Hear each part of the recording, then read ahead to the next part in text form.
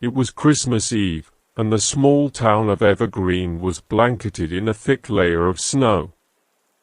The twinkling lights adorned the houses, and the scent of pine filled the air. Families were gathered around warm fireplaces, exchanging gifts and laughter. However, in the quiet outskirts of the town, an old, decrepit mansion stood, shrouded in mystery. The Johnson family had recently moved to Evergreen, seeking a fresh start after a tragic incident in their previous hometown. They were unaware of the tales that circulated about the mansion on Pine Street, stories of strange occurrences and inexplicable noises that were said to happen every Christmas Eve. The Johnsons, eager to embrace the holiday spirit, decided to host a Christmas party for their new neighbors.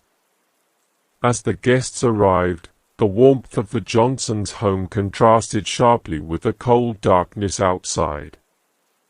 The atmosphere was festive, with carols playing softly in the background, and the scent of freshly baked cookies wafting through the air. However, as the clock struck midnight, the jovial mood took an unsettling turn. A chilling wind blew through the rooms, extinguishing the candles and leaving the house in eerie silence. The guests exchanged nervous glances, unsure of what had just transpired.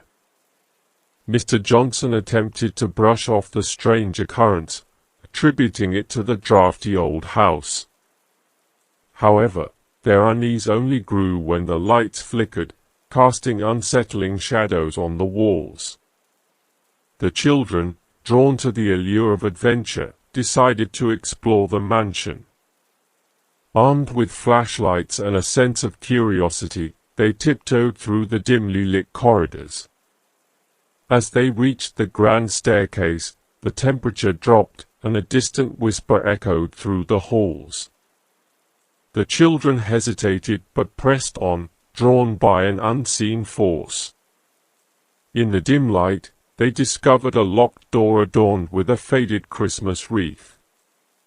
It seemed to beckon them, and as the eldest child, Emily, cautiously turned the key, the door creaked open. The room revealed a collection of antique toys and dusty decorations, frozen in time. But there, at the center, was a peculiar-looking doll with glassy, vacant eyes. As the children inspected the doll, a sudden gust of wind slammed the door shut, trapping them inside.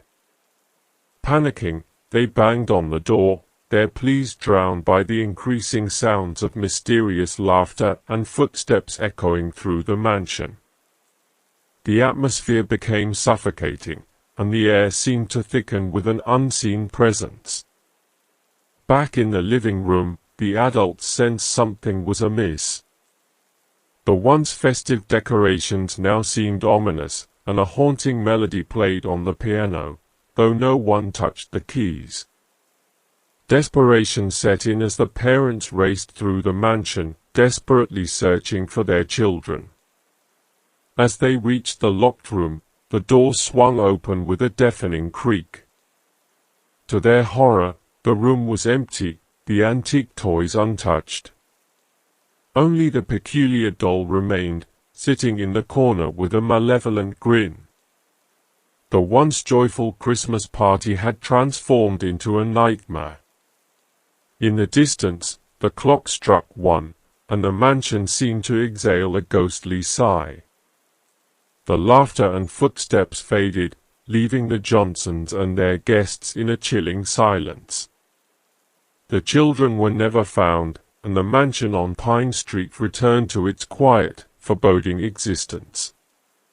Every Christmas Eve thereafter, the townsfolk would share hushed tales of the Johnson family and the mysterious events that unfolded in the old mansion. The chilling legend of Scary Christmas lived on, a cautionary tale for those who dared to celebrate in the shadow of Pine Street.